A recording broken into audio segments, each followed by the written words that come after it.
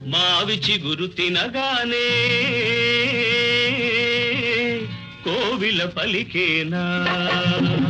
మావి చిగురు తినగానే